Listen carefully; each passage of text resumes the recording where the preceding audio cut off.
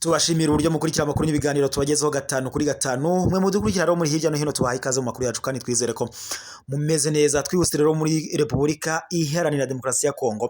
Urugamba ruhuza umutwe wa M23 ndetse n'igisirikare cya Congo FARDC n'abafatanyabikorwa bacyo harimo ingabo z'u Burundi, ingabo za MONUSCO, ingabo za SADC, imitwe yihurije mu cyo yise Wazalendo ndetse n'umutwe wa FDLR. Urugamba rero rukomeje guhuza izi mpande zombi, ariko ndetse ku ruhande rw'igisirikare cya Congo FARDC hakomeza kugenda havuka ibibazo bitandukanye, ari nako kandi umutwe wa M23 ukomeza kugenda wigarurira uduce dutandukanye by'umwihariko muri territoire ya Masisi ndetse na Ruchuru. Nkuko rero byakomeje kugenda bishyirwa ahagaragara, ubu amakuru arimo aratangazwa muri Congo nuko noneho abasirikare bagera kuri 11 ba FARDC ngo bahunze M23 mu gace ka Rwindi ngo bagejejwe mu Rukiko. Yandi makuru kandi tuyakomereje Uganda nuko umuvugizi w'igisirikare cya Uganda UPDF yaje gusobanura impamvu umuhungu wa Museveni yaje kugerwa umugaba mukuru. Twihuse cyane muri Congo rero, umutwe wa M23 ukomeje guhangana n'igisirikare cya Congo FARDC mu rugamba bakomeje guhanganira by'umwihariko muri Kivu y'Amajyaruguru muri territoire ya Masisi ndetse na Ruchuru. Ari nako kandi amakuru akomeza kugenda ari nako kandi nyine umutwe wa M23 urushaho kugenda wigarurira ibice bitandukanye byo muri territoire ya Masisi ndetse na Ruchuru nkuko byakomeje kugenda bitangazwa. Umutwe wa M23 mu gihe gishize watangaje ko wari wafashe uduce dutandukanye harimo nk'agace ka Nyanzare, Rwindi, Mabenga ndetse n'ahandi hatandukanye. Izi ngabo ngo za Congo FARDC nyine zari zamaze kwirukanwamo n'uyu mutwe wa M23 ndetse biza no kurangira ngo zihatwaye intwaro zitandukanye. Amakuru noneho rero yakomeje kugenda ashyirwa ahagaragara nuko igisirikare cya Congo FARDC cyangwa se amakuru aturuka muri Congo nuko abasirikare bagera kuri 11 b'igisirikare cya FARDC bivuga ko bahunze M23 muri aka gace ka Rwindi ubu bamaze kugezwa imbere y'urukiko. Nkuko rero nuko nyine bikomeje kugenda bitangazwa cyangwa se amakuru aturuka muri Congo aremeza ko abasirikare bagera kuri 11 ba FARDC bitabye urukiko rwa gisirikare basomerwa doko nyine baje kwitaba urukiko rwa gisirikare maze basomerwa ibyaha barerwa nyine harimo ngo kubaho doko nyine harimo ngo kuba barahunze urugamba. Nkuko byakomeye na amakuru yakomeje kugenda ashyirwa ahagaragara. Doko nyine na makuru yakomeje kugenda ashyirwa ahagaragara kandi ibi ni mu gihe nyine bivuga ko ari urubanza rwabaye kuri uyu wa gatanu tariki ya 22 Werurwe umwaka wa 2024 ubwo bumvaga nyine mu ruhame ngo ibyo bashinjwa birimo ngo kuba doko nyine ibyo bano basirikare bashinjwa barimo ngo harimo kuba ngo babaye ibigwari ku rugamba. Doko nyine nkuko bikomeje kugenda bivugwa cyangwa se amakuru aturuka muri Repubulika Iharanira Demokarasi ya nkuko nyine amakuru aturuka muri Repubulika Iharanira Demokarasi ya Congo akomeza kugenda abivuga ko nyine mu byaha bashinjwa harimo ngo kuba ibigwari ngo ku rugamba ngo bagahunga urugamba mu mirwano bari bahanganyemo n'igisirikare cya Congo cye FARDC cyari gihanganyemo n'umutwe wa M23. Guhunga rero ngiyi mirwano byatumye umutwe wa M23 ngo wigarurira uduce dutandukanye by'umwihariko utwo muri territoire ya Masisi ndetse na Ruchuru, aha twavuga nka Rwindi ndetse n'ahandi hatandukanye.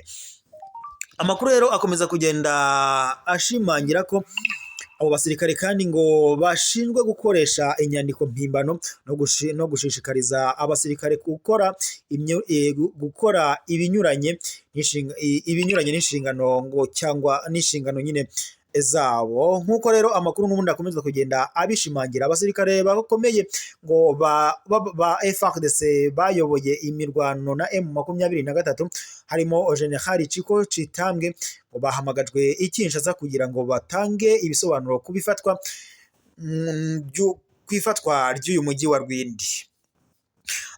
Ibi rero kandi bibaye mu gihe mu minsi ishize humvikanye amakuru yashyizwe ahagaragara bivuga ko nyine ngo Congo yongeye gushyiraho igihano cy'urupfu mu gihe ngo abagomba kuzajya bahana abasirikare ba Congo nyine ngo bagambanira igihugu ndetse ngo n'izindi ndetse n'ibindi bikorwa by'ubujura. Nkuko rero bikomeje kugenda bitangazwa.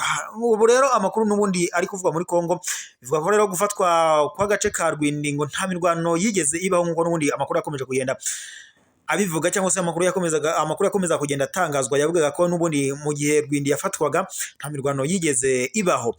Ngoro rero mu gufatwa kw'aka gace ka Rwindi ngo kwasize ibibazo mu gihe abahanzwe nyine harimo aha hasanzwe doko nyine kano gace kafashwe hari hasanzwe cyangwa se nyine aka gace kafashwe hasanzwe hari n'ikigo ngo cya gisirikare gikomeye cy'ingabo za leta ya Congo.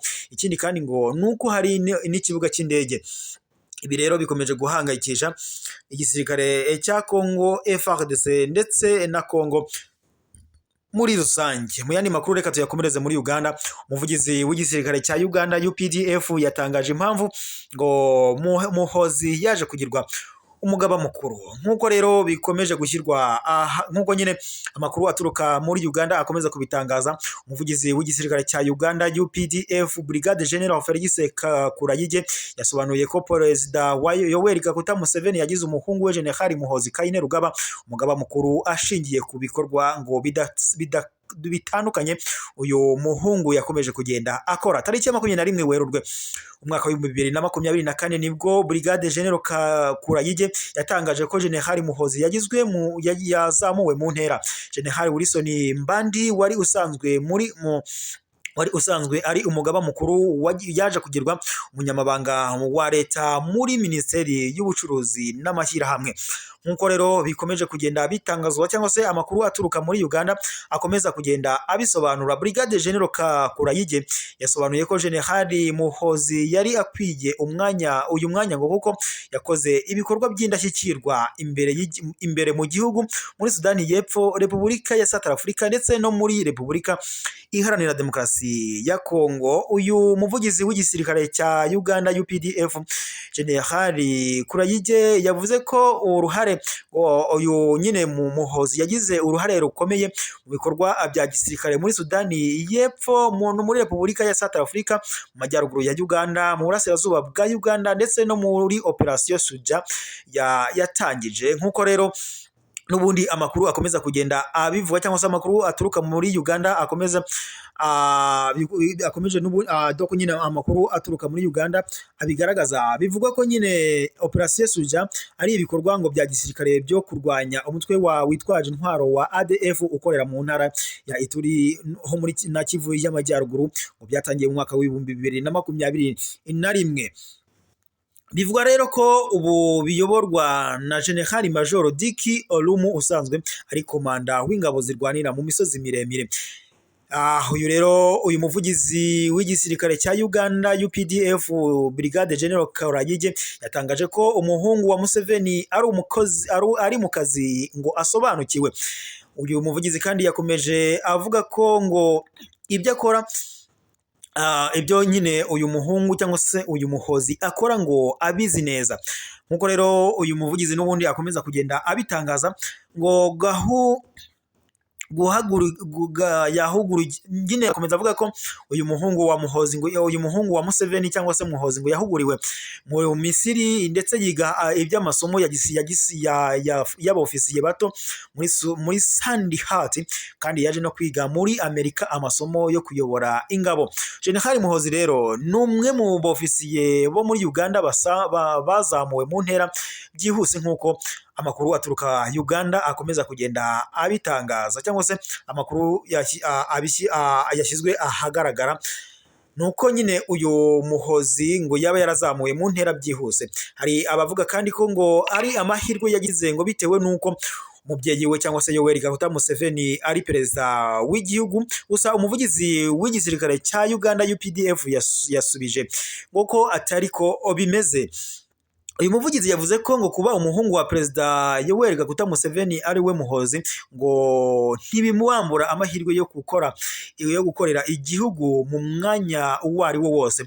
Ngo yavuze ko ngo hari abatewe impungenge nuko General Muhozi akomeje kugaragara muri politike ngo yifashishije ishyaka PRU rizwi nka Patriotic League of Uganda ryitwaga MK Movement. Gusa Brigade General Kurayige yasubije ko ngo kuba umusirikare bitamwambura ubu burenganzira kuko ngo hari abamubanjirije bahawe imyanya ya politike.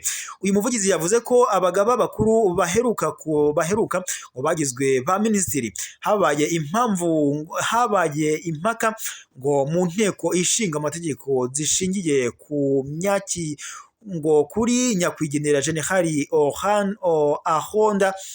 Alonda kandi icyo ngo kibazo cyarakemutse. Byagaragaye ko byaragaragaye ko amategeko yemerera perezida gushyira umusirikare ku mwanya wa minisitiri. General Muhozi yarasanzwe ari umujyanama wa Museveni mu bikorwa byihariye by'igisirikare. Uyu muhungu rero yaje gushyirwa muri uyu mwanya uyu mwanya wari wahawe Liyetona General Peter Eluwelu wari umugaba mukuru w'igisirikare wungirije wa UPDF. Umuhungu wa Museveni bivuga ko afite imyaka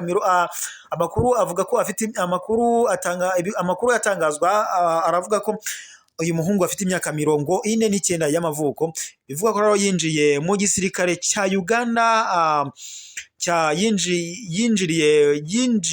yinjiranye mu gisirikare cya Uganda ipeti rya Liyetona mu mwaka w'1999 avuye mu ishuri rikuru rya gisirikare rya Sandhurst mu Bwongereza. Yaherukaga kandi kuzamurwa mu ntera mu Kwakira umwaka w'2022 ubwo yahabwaga ipeti rya Aba-Generali. Uyu Muhozi rero ubu ngubu akaba yamaze kugirwa umugaba mukuru. Mwe rero mwari mukurikiye amakuru n'ibiganiro tubagezaho 5 kuri 5. Turabashimiye, amakuru yacu nakagaruka mukomeza kugira impagarike n'umugingo, amakuru yo nakagaruka.